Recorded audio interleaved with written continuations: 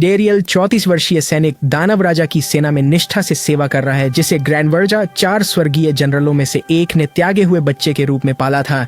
अपनी लंबी और वफादार सेवा के बावजूद वह सेना में सबसे निचले पद पर अटका हुआ है, क्योंकि उसमें जादू का उपयोग करने की क्षमता नहीं है। आदिकाल से ही दानव और मनुष्य हमेशा एक दूसरे से युद्ध लड़ते रहे हैं। दोनों में एकमात्र अंतर यह है कि दानव जादू चला सकते हैं और मनुष्य नहीं। कोई जादुई शक्ति न होने के कारण डेरियल को शुरुआत से ही अन्य जनरलों द्वारा एक अपमान के रूप में देखा गया है।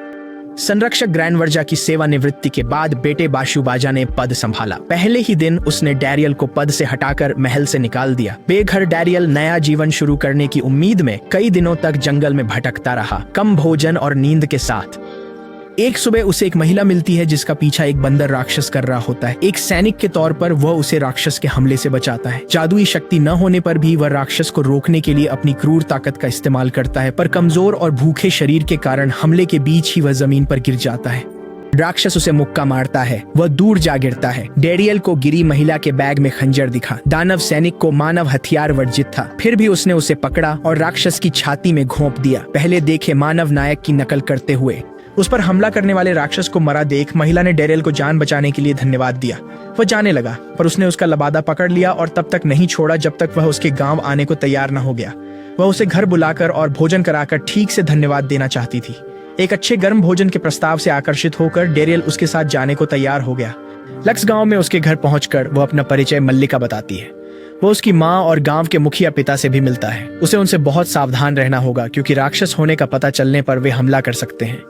वह बताता है कि वह जंगल में भटक रहा था क्योंकि उसके पुराने मालिक के बेटे ने कारोबार संभाल लिया था और उसे नौकरी से निकाल दिया था, जिससे उसे कंपनी द्वारा दिए गए आवास को तुरंत छोड़ना पड़ा। जान बचाने के लिए आभारी मल्लिका और उसके माता पिता उसे अपने घर में रहने का आग्रह करते हैं। कहीं और ठिकाना न होने के कारण वह उनका प्रस्ताव मान लेता है। अगले दिन डेरियल और मल्लिका के पिता कॉफी पर नौकरी की बात करते हैं। गांव के गिल्ड मास्टर पिता डेरियल को गिल्ड में शामिल होकर साहसी बनने को कहते हैं। उसका काम है स्थानीय लोगों के काम पूरे करना, जैसे जड़ी बूटी लाना या राक्षस मारना। उन्हें लगता है कि अपने शरीर के कारण वह इस काम के लिए एकदम सही है। वह उसे गिल्ड पंजीकरण फॉर्म देते हैं, जिससे डेरियल घबरा जाता है क्योंकि फॉर्म में अनुष्ठान केवल एक इंसान ही पूरा कर सकता है। कोशिश की तो राक्षस निकलेगा। वह बहाने बनाकर भागने की कोशिश करता है, लेकिन मल्लिका उसकी उंगली में छेद कर खून की बूंद फॉर्म पर डालकर उसकी मदद करती है। डेरियल के सदमे के लिए वह अनुष्ठान पूरा कर गिल्ड में पंजीकृत हो जाता है। उसे पता चलता है कि वह हमेशा से इंसान था, जिसे दानव ग्रेनर्जा ने दानव समाज में पाला था। अगले दिन पिता उसे साहसी बनने पर पहला व्याख्यान देते हैं। वह उसे पहले आभा के बारे में सिखाता है। यह एक ऐसी शक्ति है जो हर इंसान में जन्म से होती है, जिसे वे अपने हथियारों में डालकर लड़ने के लिए इस्तेमाल करते हैं। एक साहसी के लिए हथियार का सबसे अच्छा चुनाव उसकी आभा पर निर्भर करता है, जो 4 प्रकार की हो सकती है: वार, डंक, बचाव और प्रहार। डेरियल पहले तलवार उठाता है अपनी वार क्षमता परखने के लिए। पिता उसे एक बड़ा ठूंठ देते हैं, कहते हैं कि आधा भी काट देना वार प्रकार होने का अच्छा संकेत है। तलवार चलाना न जानते हुए भी डेरियल आभा से ठूंठ को साफ काट देता है, जिससे मल्लिका और पिता चकित रह जाते हैं। फिर वह अपनी क्षमता परखने को एक धनुष बाण से सेब पर निशाना साधता है। वह सेब को इतनी जोर से मारता है कि वह पीछे उड़कर धूल का बवंडर उठा देता है।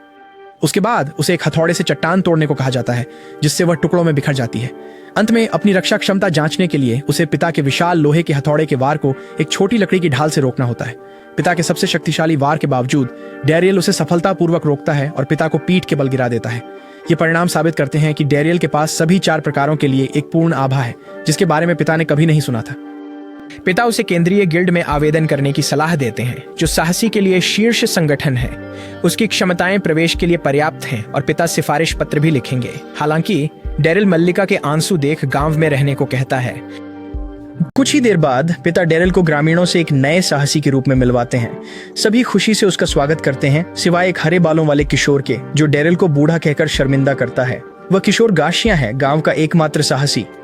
गाशिया उससे उसका रैंक पूछता है। डेरियल का ई रैंक जान गाशिया मजाक उड़ाता है, अपना डी रैंक दिखाता है और उसे रास्ते से हटने को कहता है। पिता गाशिया के घमंडी व्यवहार के लिए माफी मांगते हैं और उसे पहला काम देते हैं, उन अनुरोधों के लिए औषधीय जड़ी बूटियां इकट्ठा करना जिन्हें गाशिया ने मना कर दिया था। आसपास के जंगल में एक राक्षस को कई बार देखा गया है। गशिता ने 6 महीने पहले उसे पकड़ने का काम लिया था, पर अब तक नाकाम रहा है। जब वह डेरियल को तस्वीर दिखाता है तो डेरियल और मल्लिका को एहसास होता है कि यह वही राक्षस राक्षस है जिसे उसने मारकर मल्लिका को बचाया था। इस तरह डैरियल ने अनजाने में ही अपना पहला गिल्ड असाइनमेंट पूरा कर लिया। अगले दिन गशिता और डैरियल गिल्ड मास्टर के साथ मिशन पर जाते हैं।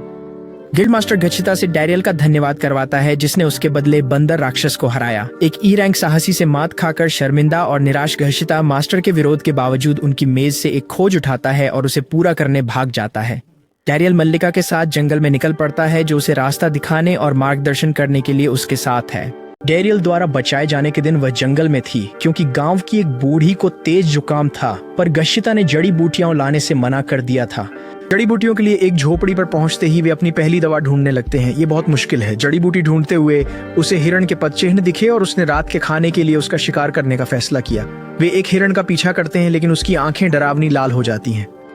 राक्षस हिरण ऊंचाई से कूदकर उनके पार उतरता है और दूसरे विशाल मकड़ी राक्षस से लड़ता है। मल्लिका उत्साह से कटार निकालकर उन दोनों को मारने के लिए उनकी ओर दौड़ती है। ज्यादातर डैरियल की बदौलत वे दोनों राक्षसों को मारकर गांव वापस ले आते हैं। गशिता रोता हुआ भाग जाता है क्योंकि उसकी अहमियत फिर से छीन ली गई थी। दिन बीतते हैं और डैरियल गांव के जीवन में अच्छी तरह ढल जाता है। बस एक ही समस्या है, गशिता की डैरियल के साथ काम न करने की इच्छा। एक दिन डैरियल ने पिता को तनाव में देखा। उन्होंने बताया कि गांव के जंगल में एक खतरनाक ब्लेज डेथ साइथ राक्षस की जरूरी खोज निकली है। ये बहुत शक्तिशाली है, इसलिए इसका शिकार केवल सी रैंकर्स और उनसे ऊपर वाले ही कर सकते हैं, पर गांव में ऐसे कोई नहीं। इस कारण ये खोज पड़ोसी शहर की गिल्ड को सौंप दी गई है जिसने इसे घेरने के लिए अपने साहसी भेज दिए हैं। गशिता ने गिल्ड कार्यालय में ये खोज देखी और तुरंत निकल गया, जिससे गिल्ड मास्टर को चिंता हुई कि वह इसे खुद शिकार करने की कोशिश करेगा और दूसरे गिल्ड की योजनाओं में दखल देगा। ऐसी घटना से दोनों गिल्डों में विवाद हो सकता है और गिल्ड मास्टर जिम्मेदार होगा। डैरियल गशिता को सुरक्षित वापस लाने की पेशकश करता है। मल्लिका उसे जाने से पहले इकट्ठा की गई जड़ी बूटियों से बनी दवाएं देती है। डैरियल उस जगह जाता है जहां ब्लेज डेथ साइट को देखा गया था। वह राक्षस के छोटे बड़े निशान से हैरान है और सोचता है कि बाकी गिल्ड के साहसी कहां हैं। वह गशिता को चिल्लाते हुए और एक राक्षस के साथ अपनी ओर भागते हुए देखता है। डैरियल अपनी जगह डटा रहता है और विशालकाय सर्प से लड़ने की तैयारी करता है, लेकिन वह उसे अनदेखा कर गशिता का पीछा करता रहता है। डैरियल पीछे से वार करता है पर घाव गहरा नहीं होता। राक्षस डैरियल पर पूंछ से वार करता है। डैरियल तलवार से रोकता है जो टूट जाती है। डैरियल एक नुकीला टुकड़ा उठाता है, अपनी स्टिंग और हिड क्षमताओं से उसे राक्षस के मुंह में फेंकता है, जिससे उसका अंदरूनी हिस्सा फट जाता है। ये काम करता है और ब्लेज डेथ साइट राक्षस उसके पैरों पर मर जाता है। उसके बाद डैरियल गशिता के काटने के घाव पर मल्लिका द्वारा दिया गया एंटी वेनम लगाता है और खून रोकने वाली जड़ी बूटी अपने अन्य घावों पर डालता है। फिर वे गाँव लौटते। अगले दिन गशिता घर आता है और डैरियल को बड़े भाई कहकर प्रणाम करता है। कहता है कि वह उसका जीवन आर्नी है और चोटों से ठीक होकर उसके साथ काम करना चाहता है। इसी बीच दानवराज के महल में एक स्वर्गीय सेनापति एक शक्तिशाली नायक दल से हारकर भागने पर मजबूर होकर लौटती है। वह अपनी हार का दोष स्वर्गीय सेनापतियों के नए सहायक पर डालती है क्योंकि उसने दुश्मन का ठीक से पता नहीं लगाया और यह रिपोर्ट नहीं कर पाया कि एक नया भालाधारी दल में शामिल हो गया था। पाशुबाजा उसे तुरंत निकाल देता है, जिससे वह डैरियल की बर्खास्तगी के बाद चौथा या पांचवां सहायक बन जाता है जिसे निकाला गया है। जनरलों में से एक डोरॉय डैरियल को फिर से नियुक्त करने का सुझाव देता है, ये कहते हुए कि उसने हमेशा अपने काम पूरी तरह से कुशल रणनीति के साथ किए और उनके स्वास्थ्य का भी ध्यान रखा। पाशुबाजा हालांकि उससे इतनी नफरत करता है कि उसका खून खौल उठता है और वह उस विकल्प पर विचार करने से इनकार कर देता है। एक रात डैरियल ने मेयर से गांव के खाली घरों का कारण पूछा। मेयर ने बताया, गांव के पार एक मिथ्रिल खदान है, एक कीमती धातु जिसके रहस्यमय गुण हैं। इंसान इससे बेजोड़ हथियार बनाते हैं जबकि राक्षस जादुई उपकरण। इससे खदान पर नियंत्रण हेतु मानव राक्षस विवाद हुए। मिथ्रिल व्यापार मार्ग का मुख्य पड़ाव होने से लक्स गांव एक सराय शहर बन गया। दुर्भाग्यवश मेयर के बचपन में राक्षसों ने खदान पर कब्जा कर लिया, जिससे शहर की आय का मुख्य स्रोत बंद हो गया। डैरियल अगले दिन मिथ्रिल खदान में चुपके से जाएगा। सेनापतियों के सहायक के तौर पर खदान का प्रभारी होने के कारण मजदूर उसे जानते हैं। उससे उम्मीद है कि वह उनमें से किसी एक से बात करके लक्स गांव के विकास के लिए कुछ मिथ्रिल ला पाएगा। वह सिर पर खाली टोकरा रख गेट से घुसा। सुरक्षा न देख हैरान, खदान पर सैनिक न पाकर सोचा, उसके होने के बाद प्रभारी कौन है। उसे निकाल दिया गया। वह खदान में घुसता है, चिल्लाता है कि कोई भी सामने आए। नौकर कहे जाने वाले छोटे चौड़े चेहरे और चमकीली विशेषताओं वाले जीव अंधेरे से निकलते हैं। वे तुरंत डैरियल को पहचानकर उत्साह से उसका अभिवादन करते हैं और वह भी उतने ही जोश से हाथ हिलाता है। वे उसे गले लगाते हैं और एक एक करके उसे शाबाशी पाने के लिए कतार में खड़े हो जाते हैं, ये दावा करते हुए कि वह उनका सबसे अच्छा बॉस था। वे उसे बताते हैं कि बाशु बाजा के आदेश पर उन्हें पहले से 4 गुना ज्यादा मिथ्रिल की आपूर्ति करनी होगी। नए प्रबंधन द्वारा उनके साथ सम्मान से पेश आया जाता है और उनकी सुरक्षा के लिए तैनात सैनिक लागत कम करने के लिए हटा लिए गए हैं। दानव सैनिकों के खदान में घुसते ही उनकी बड़बड़ाहट थम जाती है। डैरियल तुरंत एक बड़ी चट्टान के पीछे छिप जाता है। नया कमांडर नौकर पर चिल्लाता है कि उन्होंने तय समय में पर्याप्त मिथ्रिल नहीं दिया। उनकी मिन्नतों के बावजूद वह धमकी देता है कि अगले दिन तक सामग्री तैयार रखें वरना अंजाम बुरा होगा। ऊब कर एक नौकर ने कमांडर को सिर पर मारा।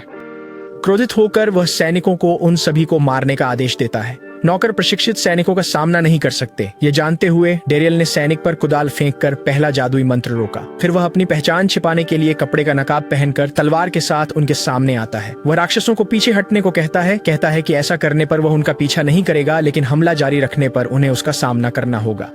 कमांडर उस पर हंसता है और सैनिकों को हमला जारी रखने का आदेश देता है। कुछ सैनिक जादू करने लगते हैं, पर डैरियल जानता है कि इसके लिए बहुत एकाग्रता चाहिए। अगर वह उनका ध्यान भंग कर दे तो सब ठीक रहेगा। लेकिन एक नौकर उस सैनिक पर हमला करता है जिसने अपना अनुष्ठान लगभग पूरा कर लिया है। डैरियल को लगा कि उसे बचाना अब नामुमकिन है, पर सिपाही ने उसे वापस धकेला। ये देख डैरियल समझा कि उन्हें भी उसी की तरह सम्मानित सैनिक बनाया गया है। वह उनकी नैतिकता से अपील करता है कि नौकर को न मारें, क्योंकि वे गैर लड़ाकू नागरिक हैं और उन्हें मारने से वे सैनिक नहीं हत्यारे बन जाएंगे। ये तब तक ठीक चलता है जब तक कमांडर डैरियल पर हमला कर सैनिकों को धमकी देता है कि न मानने पर उन्हें राख कर देगा। सैनिक विभिन्न तत्वों के अनुष्ठान करते हैं। डैरियल हर अनुष्ठान की अवधि जानता है, जिससे वह अपने हमलों का समय ऐसे तय करता है कि सैनिकों को अनुष्ठान की अवधि के बढ़ते क्रम में मार गिराए। कमांडर उस पर एक मंत्र फेंकता है, लेकिन वह उसे अपनी तलवार से आसानी से रोककर कमांडर को गर्दन पर तलवार रखकर जमीन पर गिरा देता है। यह अपनी जान बचाने के लिए कमांडर डैरियल से भीख मांगता है। कहता है वह नागरिक है। उसने बताया कि एक बॉल में उसकी लॉर्ड बाशु बाजा से अच्छी बनी थी, जिसके बाद लॉर्ड ने उसे खदान का प्रबंधन सौंप दिया। माननीय डैरियल अपनी तलवार से कमांडर के बाल खराब कर देता है और उसे वापस जाकर अपने पद से इस्तीफा देने को कहता है। कमांडर तुरंत मान जाता है और सैनिकों के साथ भाग जाता है। आभारी नौकर्स डैरियल को कमांडर से आजाद करने के लिए धन्यवाद देते हैं और उसे अपना बॉस बना लेते हैं। डैरियल ने मेयर को खदान पर नियंत्रण की सूचना दी। बदले में वह मेयर से नौकर की सुरक्षा सुनिश्चित करने की गुहार लगाता है। दशकों बाद मिथ्रिल खदान इंसानों के नियंत्रण में आ जाती है। नौकर को गाइड के तौर पर रहने की इजाजत मिलती है, क्योंकि वे खदान के नक्शे से वाकिफ हैं। खनन के फिर से शुरू होने से लक्स गांव फिर से एक हलचल भरा समृद्ध शहर बन जाता है। बाशु बाजा के कुप्रबंधन से दानव सेना को दिक्कतें हैं। मिथ्रिल की कमी ताबूत में आखिरी कील है। दानव राजा ने उसे उसकी गलतियों के लिए दंडित करने सिंहासन कक्ष में घसीटवाया। वह क्रोधित है कि बाशु बाजा ने उस हथियार के लिए मिथ्रिल का साप्ताहिक कोटा 4 गुना बढ़ा दिया, जिसे राजा ने बार बार बनाने से मना किया था। इस कारण नौकर अधिक काम से थककर दानवों के खिलाफ हो गए, जिसे राजा एक गंभीर गलती मानता है। वह डैरियल को पहले की तरह काम संभालने का सुझाव देता है, बाशु बाजा के पिता की तारीफ करते हुए कि उन्होंने डैरियल जैसे अच्छे सैनिकों को अपने पास रखा। उसका नाम सुनकर बाशु बाजा भड़क जाता है और अदालत के बाहर हंगामा करता है। गांव में चहल पहल के बीच मल्लिका डैरियल से शादी के लिए पूछती है, लेकिन गैशिता और कैंपेल टाउन के साहसी लोगों के नेता फिनिबिटन की लड़ाई से बाधित हो जाती है। लक्स गांव में सिर्फ 2 डी रैंक साहसी जानकर फिनिबिटन ने उनकी क्षमताओं का मजाक उड़ाया। कहा, मिथ्रिल खदान की घटना महज इत्तेफाक थी, सारा खदान का काम वे ही संभालेंगे। डैरियल ने पलटकर कहा कि ब्लेज डेथ साइट को मारना कैंपबेल टाउन के साहसी का काम था, पर उसे पूरी तरह उसने और गश्शिता ने निपटाया। फिनिबिटन अवाक रह जाता है और उसे खदान पर अपना दावा छोड़ना पड़ता है। अगले दिन सेंट्रल गिल्ड के राजनयिक मिस्टर बेस्टफ्रिड डैरियल से मिलते हैं। उन्हें नौकर से बातचीत के लिए भेजा गया था, पर वे डैरियल के सिवा किसी से बात करने को तैयार नहीं। डैरियल बताते हैं कि दानव सेना के शोषण के कारण वे सतर्क हैं और बाहरी लोगों पर भरोसा नहीं कर सकते। वे डैरियल को अपने दानव उत्पीड़कों से अपना उद्धारकर्ता मानते हैं, इसलिए उस पर भरोसा करते हैं। बेस्टफ्रिड ने डैरियल से नौकर गिल्ड बातचीत में मध्यस्थता करने को कहा। वह मान गया। खदान पहुंचते ही डैरियल ने नौकर से मिस्टर की बात सुनने को कहा। ऐसे कहने पर वे तुरंत मान जाते हैं। खदान से निकलते हुए डैरियल दानव राजा की घोषणा सुनता है, जिसमें नौकर को उनके विश्वासघात के लिए क्षमा कर दानवों के लिए काम पर लौटने को कहा जाता है। डैरियल आवाज पहचान लेता है और देखने के लिए दौड़ता है। उद्घोषक उसका सेना का पुराना दोस्त रिजिट है। रिजिट ने उनके बीच पानी की ऊंची दीवार खड़ी कर उसे हटने को कहा। डेरियल उसे शांत होने को कहता है और अपनी पहचान बताता है। पहचान कर रिजिट दोस्त को गले लगाता है, चिंता जताता है। डेरियल अपना इंसान होना बताता है। हैरान रिजिट इसे राज रखने का वादा करता है। रिजिट सबकी भावनाएं दोहराता है कि राक्षसों के लिए सब कुछ कितना बुरा हो रहा है। जब से दानव राजा ने बाशुबाजा को डांटा है वह और भी बिगड़ गया है। रिजिट को दानव राजा ने यहाँ खटखटाने वालों से सुलह करने और शिकायतें सुलझाने भेजा था। नौकर जैसे अर्धमानवों से अच्छे संबंध राक्षसों की सफलता के लिए जरूरी है। वह डेरियल को वापस बुलाने की कोशिश करता है, ये कहकर कि 4 जनरलों में से एक लेडी डोरॉय उसके लौटने का समर्थन कर रही है। हालांकि डेरियल प्रस्ताव ठुकरा देता है, कहता है कि अब उसका नया जीवन है। रिजिट डेरियल को अपने साथ ले जाने के लिए जादू का इस्तेमाल करने की कोशिश करता है, लेकिन डेरियल उसे रोकने के लिए अपनी नई ऑनरा शक्तियों का उपयोग करता है। उसके पास एक और योजना है। डेरियल रिजिट को मिस्टर बेस्टफ्रेड के पास ले जाता है और अपना विचार बताता है। वो सुझाव देता है कि मनुष्य मिथ्रिल पर अपने एकाधिकार का उपयोग कर इसे राक्षसों को बाजार मूल्य से 4 गुना अधिक पर बेचें। दोनों बताते हैं कि मिथ्रिल मनुष्यों और राक्षसों दोनों के लिए एक आवश्यक संसाधन है, इसलिए राक्षस खदान वापस जीतने जरूर आएंगे। इससे एक और युद्ध और अनगिनत मौतें होंगी। इसके बजाय इंसान थोड़ा मिथ्रिल देकर हिंसा टाल सकते थे। रिजिट कहता है राक्षसों को इसकी सख्त जरूरत है और वे ऊंची कीमत देंगे। पहरेदार फिटिबिटन इस विचार का विरोध करता है और रिजिट पर कटार से हमला करता है, जिसे डेरियल रोकता है। मिस्टर बेस्टफ्रेड फिटिबिटन को रुकने का आदेश देते हैं, यह बताते हुए कि उसे केवल सुरक्षा और एस्कॉर्ट के लिए रखा गया है, और डेरियल के विचार को स्वीकार करते हैं। अगले दिन मिस्टर बेस्टफ्रेड डेरियल को पुरानी मिथ्रिल कार्यशाला ढूंढने और उसे फिर से चालू करने का निर्देश देते हैं, लेकिन उसके पहुंचने तक फिटिबिटन कैंपबेल टाउन के साहसी लोगों के साथ पहुंचकर उस पर दावा कर चुका था। मेयर बताते हैं कि पहले कैंपबेल टाउन ही मिथ्रिल खदान की रखवाली करता था, पर अब डेरियल के नियंत्रण में आने से फिटिबिटन वर्कशॉप को लेकर और अड़ गया है। केंद्रीय गिल्ड के अनुरोध पर स्मिथ नाम का एक बूढ़ा व्यक्ति विशेषज्ञ मिथ्रिल स्मिथ के रूप में गांव आता है। उसने डेरियल से वर्कशॉप में काम मांगा, पर डेरियल ने कैंपबेल टाउन का नियंत्रण बताया। स्मिथ ने फिर घमंडी फिटिबिटन से काम के लिए गिड़गिड़ाया। फिटिबिटन ने उसे नजरअंदाज कर सिर्फ एक कोने में काम करने दिया। मिथ्रिल पर फिर से काम कर वह बहुत खुश है। अन्य लोहारों को धातु गढ़ने में दिक्कत हुई तो स्मिथ ने विशाल तलवार बनाकर तरीका दिखाया। डेरियल हैरान है, उसकी आभा आसानी से समाकर बिना प्रतिरोध विशाल पेड़ काट देती है। फिटिबिटन ने पहले स्मिथ को नीचा दिखाने के लिए माफी मांगी और उसे वर्कशॉप में काम करने की भीख मांगी, पर स्मिथ ने उसकी बदतमीजी के कारण मना कर दिया। बाद में स्मिथ ने बताया कि उसका असली लक्ष्य डेरियल के लिए अपने जीवन का सबसे बड़ा हथियार बनाना था, जो अपनी 4 प्रकार की पूर्ण आभा का उपयोग कर सके। वर्कशॉप में रहते हुए उसने कुछ मिथ्रिल चुरा लिया था और उसके सहायक ने घर पर एक छोटी सी कार्यशाला स्थापित कर दी थी। वह काले बाजार से एक इथेनॉल भट्टी लाया, पर जादुई स्रोत के बिना वह इसे इस्तेमाल नहीं कर सकता। डेरियल ने रिजिट को बुलाया, जो दोस्त के कहने पर एक बार मदद को तैयार हुआ।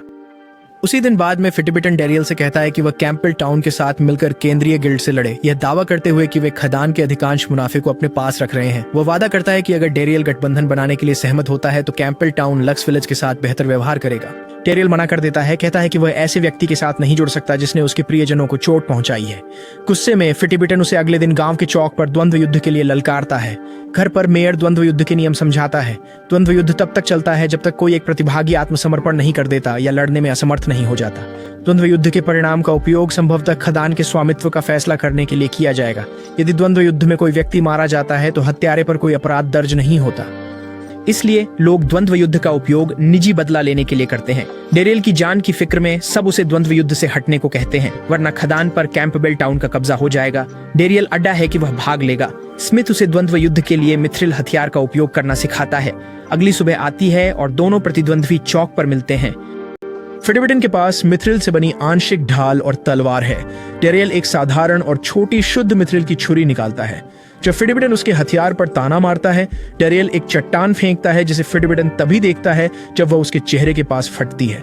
फिटिबिटन हमला करने दौड़ता है, लेकिन डेरियल उसे पीछे रहने पर मजबूर करता है क्योंकि वह अपनी छुरी की धार बढ़ाता है। फिटिबिटन को मौका मिला, उसने तलवार चलाई, पर डेरियल ने उसे चाकू से रोक दिया। फिर उसने फिटिबिटन की ढाल पर वार किया, जो 2 हिस्सों में टूट गई।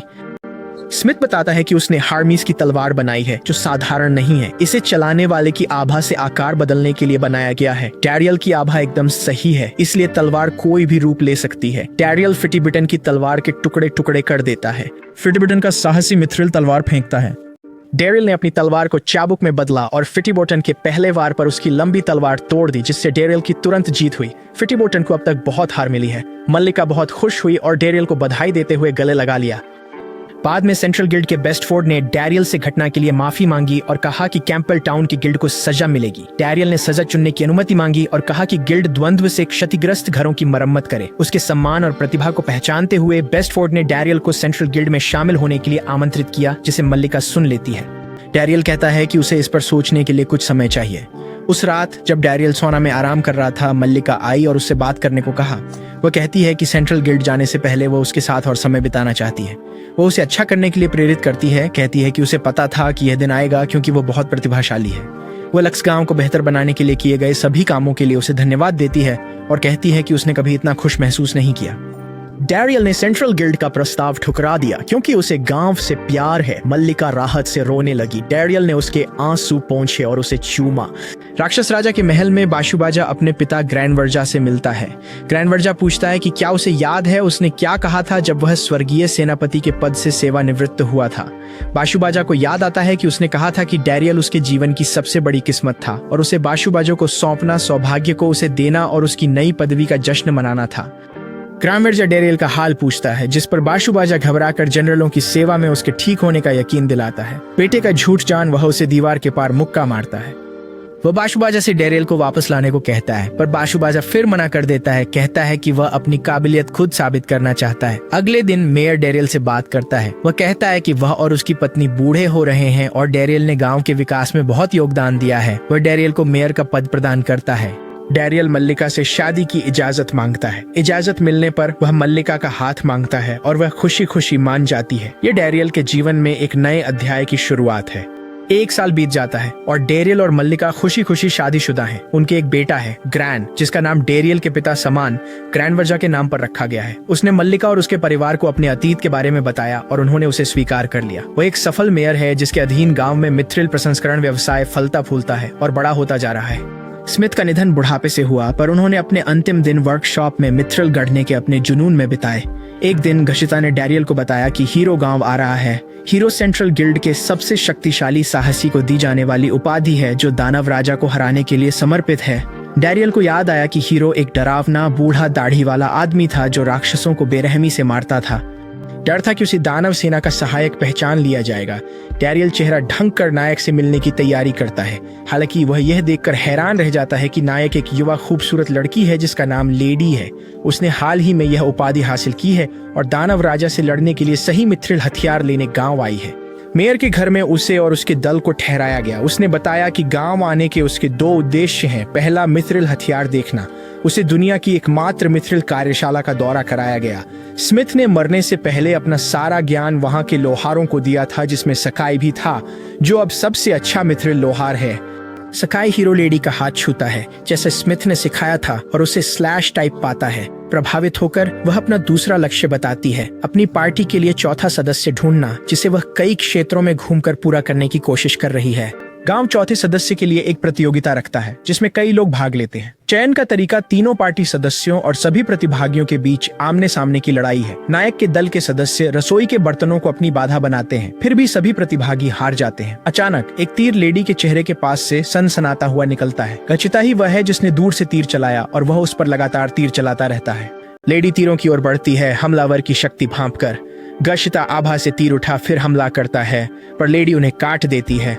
गशिता अगले दौर की तैयारी करता है, पर लेडी ऐसा हमला करती है जिससे गशिता मर जाता। डैरियल को अपनी जान बचाने के लिए दखल देना पड़ा। गशिता डैरियल से गांव की बदनामी के लिए माफी मांगता है, लेकिन डैरियल गांव के सबसे मजबूत साहसी के रूप में उसके प्रयास की सराहना करता है। 1 साल के भीतर गशिता डी रैंक से बी रैंक पर पहुंच गया है। उसकी शक्ति भांपकर लेडी ने डैरियल पर हमला किया उसे परखने। वह उसका मुकाबला भी नहीं कर पाता, जिससे लेडी को अपना सबसे शक्तिशाली वार स्काई रैंड इस्तेमाल करना पड़ता है। डैरियल ने पूर्व हीरो से यह हमला कई बार देखा है और सफलतापूर्वक इसका जवाब देता है। लेडी उसे अपनी पार्टी में अंतिम स्थान की पेशकश करती है, लेकिन वह विनम्रता से मना कर देता है और घर लौट जाता है। लेडी और उसके साथी उसे शामिल होने के लिए उसके घर आते हैं। डैरियल कहता है कि वह परिवार के साथ रहने और बेटे को बड़ा होते देखने के लिए प्रतिबद्ध है। वह उन राक्षसों से भी नहीं लड़ना चाहता जो कभी उसका परिवार थे। लेडी को विश्वास नहीं होता कि ऐसा कुछ भी है। दानव राजा को हराने से बढ़कर वह डैरियल को समझने के लिए उसका पीछा करने लगती है। दिन भर वो उसे ग्रामीणों के कामों में मदद करते और मुसीबत में फंसे लोगों की सहायता करते देखती है। वह समझती है कि डैरिल सचमुच अपने लोगों की देखभाल को अपना सबसे बड़ा उद्देश्य मानता है। उस रात वो उससे अकेले में कुछ बात करना चाहती है। उसने उससे पूछा कि स्काई रेंट तकनीक कहाँ सीखी। उसने कहा कि उसने उसकी शैली से सीखा, पर उसने बताया कि यह उसकी नहीं बल्कि पिछले नायक एलांसिल की तरह थी। डैरियल के अनजान होने पर लेडी गुस्सा होकर उसे फिर राक्षसों से लड़ने को कहती है। वे पहले हमले पर बहस करते हैं। डैरियल का तर्क है कि मानव नायक ने पहले दानव राजा को मारने की कोशिश की थी और राक्षस केवल बचाव में लड़ते हैं। लेडी इसे यह कहकर अस्वीकार करती है कि दानव सेनापति बेजिटेन ने एलेंसिल की पत्नी और बेटे को बेवजह मार डाला था। इससे एलेंसिल एक निर्दयी राक्षस बन गया और अपने परिवार की मौत का बदला लेने लगा, पर उसे अपने बेटे का शव कभी नहीं मिला। डैरियल का तर्क है कि दोनों पक्षों के लोग अपने प्रियजनों के लिए लड़ते हैं, कोई भी बुरा नहीं है। लेडी उसके मूल्यों और ताकत से प्रभावित होकर उसे अपना शिक्षक बनने का अनुरोध करती है। डैरियल मान जाता है। इसे नायक को लंबी जंग रोकने के लिए मनाने का अवसर मानता है। एक दिन रिजक डैरियल से मिलने आता है और उसे अपने नए पद विशेष दूत के बारे में बताता है। ये पद मिथ्रिल मामले में उसकी सफल मध्यस्थता के बाद खास उसके लिए बनाया गया था। उनकी मुलाकात लेडी जिबियंटास के आने से बाधित हो जाती है, जो 4 स्वर्गीय जनरलों में से एक है। वो रिजक को डैरियल के ठिकाने के बारे में डोरोयास को सूचित न करने के लिए दंडित करती है, जबकि वह यह सब जानता था। हालांकि मल्लिका का गुस्सा देखने के बाद उसे शालीनता से पेश आना पड़ता है। वह डैरिल से मिथ्रिल आपूर्ति का नियंत्रण सौंपने को कहती है, पर वह मना कर देता है। मल्लिका की जानलेवा घूरन से डरकर जिबेंटस बातचीत को बाहर ले जाती है, जहां वह बल प्रयोग कर नियंत्रण पाने की कोशिश करती है, लेकिन डैरिल उसे बार बार पीटता रहता है।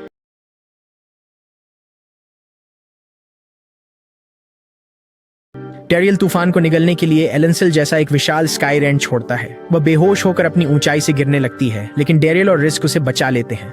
अपनी हार स्वीकार करते हुए जिबेंटास उससे कुछ मिथ्रिल खरीदने और जादू से इस्तेमाल होने वाला हथियार खरीदने को सहमत होता है। जब लेडी और उसकी पार्टी मिथ्रिल वर्कशॉप जाती है तो डैरियल दानव जिबेंटास को उनसे दूर रखने के लिए बहुत प्रयास करता है। हालांकि वे सोना में एक दूसरे से टकरा जाते हैं और बहस करने लगते हैं।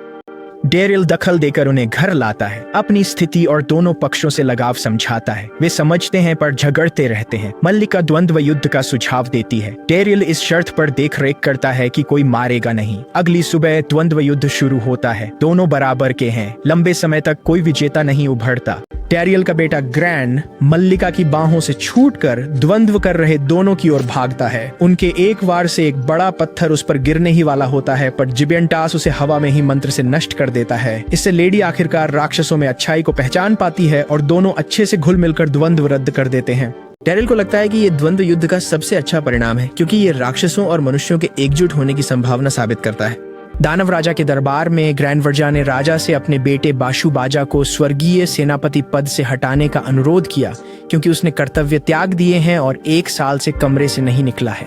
दानव राजा ने बताया कि वह अपने बेटे से ज्यादा डैरियल, जिसे उसने पाला था, की परवाह करता है। राजा ने उसे डैरियल का ठिकाना बताया, जो उसे इतने समय से पता था।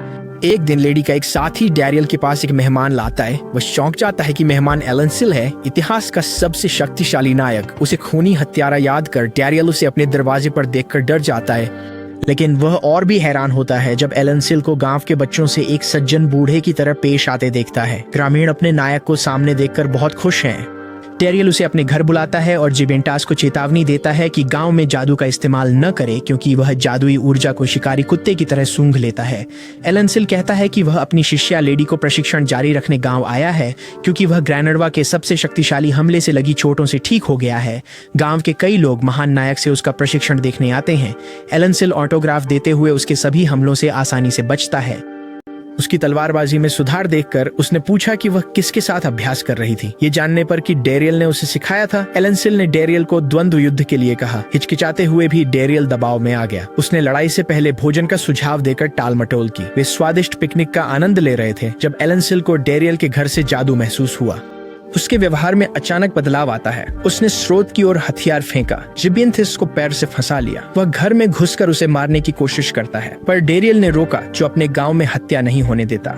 दोनों लड़ते हैं। डैरियल मुश्किल से खुद और जिबियंथिस को बचाता है। चारों आभाओं का उपयोग करने वाले डैरियल से प्रभावित एलांसिस उसे नायक बनने को कहता है, ताकि वे मिलकर राक्षसों को नष्ट कर सकें। जब वह मना करता है तो दोनों समान शक्ति का स्काई रेंड छोड़ते हैं, जो एक दूसरे को बेअसर कर देता है। एलांसिस उससे पूछता है क्यों वह राक्षस का जीवन बचाने को इतनी मेहनत क्यों कर रहा है। डैरियल चाहता है कि राक्षस और इंसान साथ रहें, क्योंकि उसे राक्षसों ने पाला है। उसने बताया कि पूर्व जनरल बेजिटन ने उसे 30 साल पहले एक बच्चे के रूप में पाया था और ग्रैंड वर्जा को सौंप दिया था।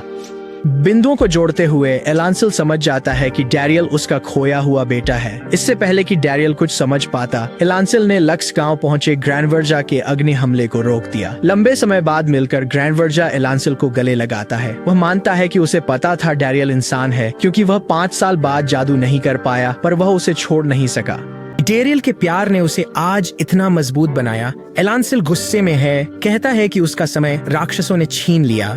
बेटे संग बिताया समय खोने से वह नफरत गुस्से से भर गया, जिससे उसे आज की ताकत मिली। एलांसिल ग्रैंड वर्जा को तुरंत मारकर अपना पूरा बदला लेने पर तुला है। दोनों भयंकर लड़ाई को तैयार होते हैं, पर मल्लिका हमेशा की तरह सही समय पर आकर उन्हें उनके पोते बेबी ग्रैंड को दिखाती है। बच्चे को देखते ही दोनों महान योद्धा अपने मतभेद भुला देते हैं। एलांसिल पिता बनने के लिए समय में वापस नहीं जा सकता, पर दादा बन सकता है। महल में बाशुबाजा सर्वोच्च सेनापति बनने के समारोह का इंतजार कर रहा है, पर खाली हॉल में पहुंचता है। किसी भी मेहमान ने उसका निमंत्रण स्वीकार नहीं किया। उसके जख्मों पर नमक छिड़कने के लिए सभी सर्वर डैरियल को ही सारा श्रेय देते हैं। कहते हैं कि उसके बिना कुछ नहीं होता। बाशुबाजा आखिरकार टूट जाता है और डैरियल का शिकार करने का फैसला करने से पहले इमारत को उड़ा देता है।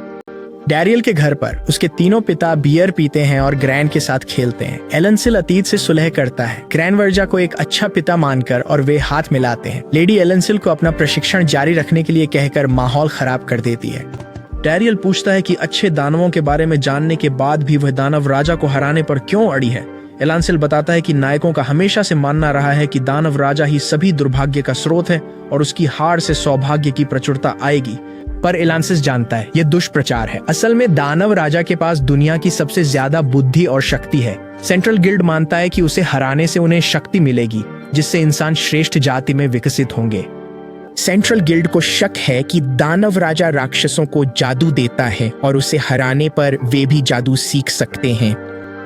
युद्ध के लालची इरादे सामने आने पर एलांसिल लेडी से पूछता है कि क्या वह अभी भी लड़ना चाहती है। वो कहती है कि वह अपने नायक के तौर पर अपना मिशन जारी रखेगी, क्योंकि वह अपना जवाब देने से पहले सब कुछ अपनी आंखों से देखना चाहती है।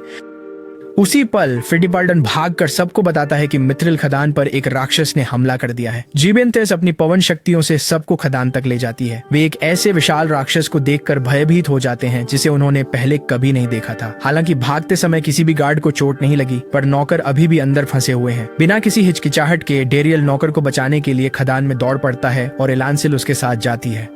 हीरो लेडी और उसकी पार्टी ग्रैंड वर्जा और जीबियंथिस राक्षस से लड़ने के लिए मिलते हैं, पर उस पर कोई असर नहीं होता। डैरियल और अल्टांसिल मलबे के नीचे छिपे नौकर को ढूंढते हैं, पर ड्रैगन जैसा राक्षस उनसे लड़ने नीचे आता है। पिता और पुत्र मिलकर आकाश को चीरते हैं, जिससे ड्रैगन जमीन पर गिर जाता है। वह तुरंत उठकर डैरियल पर दहाड़ता है।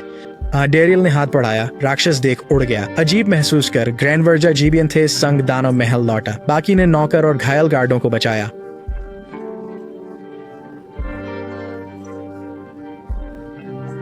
एक खदान कर्मी लापता बताया गया है। ग्रैंड वर्जा महल पहुंचता है और तुरंत अपने बेटे से रहस्यों के कक्ष के बारे में बात करने जाता है। रहस्यों का कक्ष महल का एक गुप्त कमरा है, जहां हर हेक्स हैं जो बहुत शक्तिशाली और खतरनाक होने के कारण प्रतिबंधित जादू हैं, कुछ डार्क वेब की तरह। ग्रैंड वर्जा ने खदान के राक्षस पर बाशुबाजा का जादू पहचाना। वह बेटे को गलत कामों में जादुई शक्ति बर्बाद करने और डैरियल से न सीखने पर डांटता है। राक्षस की आंखों से देखकर बाशुबाजा अपने पिता को इंसानों का दोस्त होने के लिए गद्दार कहता है। ग्रैंड वर्जा को पता चलता है कि बाशुबाजा ने स्पिरिट सिंक्रोनाइजेशन हेक्स का इस्तेमाल किया है, एक अतिवर्जित हेक्स जो मन पर हावी होकर व्यक्ति को स्वयं से अलग पहचान खोने पर मजबूर करता है। बाशुबाजा ड्रैगन राक्षस को बुलाता है ताकि वह उसे उस खदान तक ले जाए जहां दोनों नायक मौजूद हैं। उम्मीद है कि वह उन दोनों को एक साथ हरा देगा। खदान में नौकर को बचाते डैरियल का सामना एक डरावनी विशाल चीज से होता है जो उसे ढूंढ रही है। ये जादुई पृथ्वी का जानवर गिगेंटोमाचिया है। उसे अपने दोस्त सैलामेंड्रा या ड्रैगन राक्षस को इतना गुस्सा देखकर दुख हुआ। डैरियल के नेक दिल को पहचानते हुए विशालकाय ने उसकी हार्मस तलवार में मिथ्रिल संरचना की कुछ पाबंदियां हटाकर उसे पुरस्कृत किया।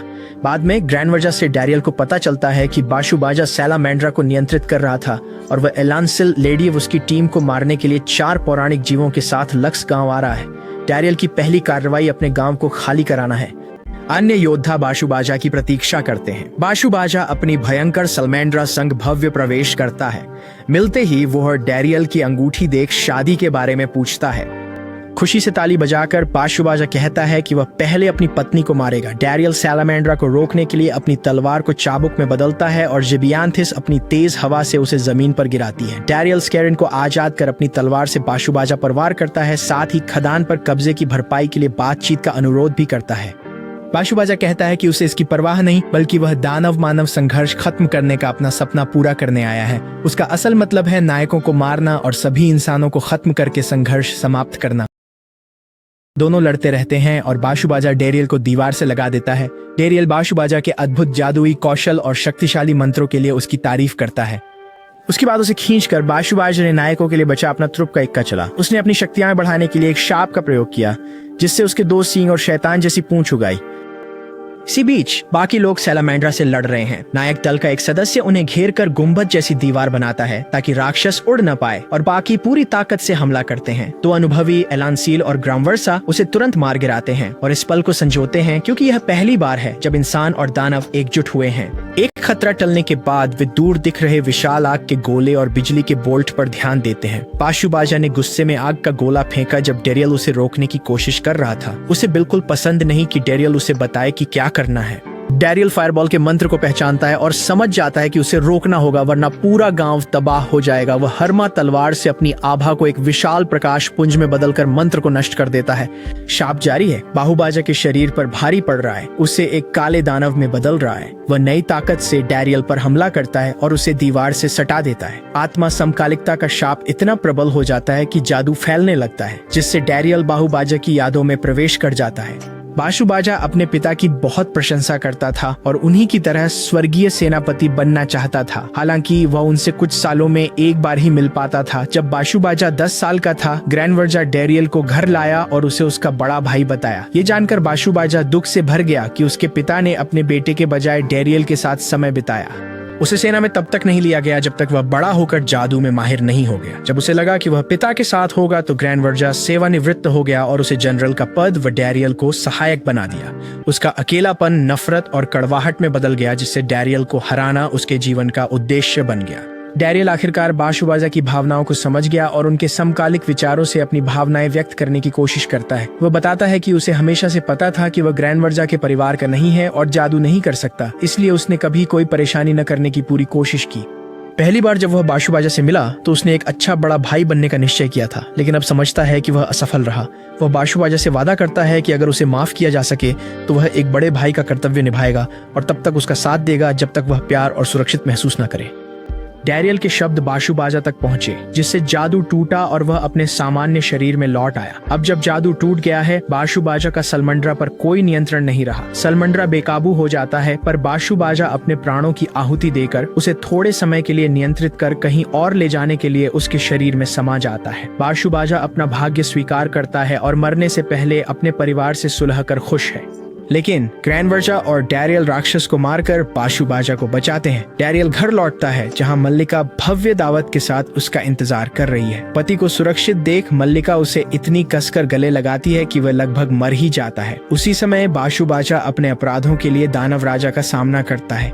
वह बाशुबाजा को दंड स्वरूप दानव लोक से निकाल देता है। ग्रैनवर्जा बाशुबाजा को डैरियल के घर लाता है, जहां उसका खुले हाथों से स्वागत होता है। वह अपनी नन्ही भतीजी ग्रैन से मिलता है, जो अपना पहला शब्द बड़े भाई बाशुबाजा कहती है। सभी इंसान और दानव एक साथ जश्न मनाते हैं। बाशुबाजा उन लोगों की मदद करने के लिए निकल पड़ता है जिन्हें उसने चोट पहुंचाई थी, जैसे नौकर, और अपना ज्ञान बढ़ाने के लिए दुनिया की यात्रा करता है।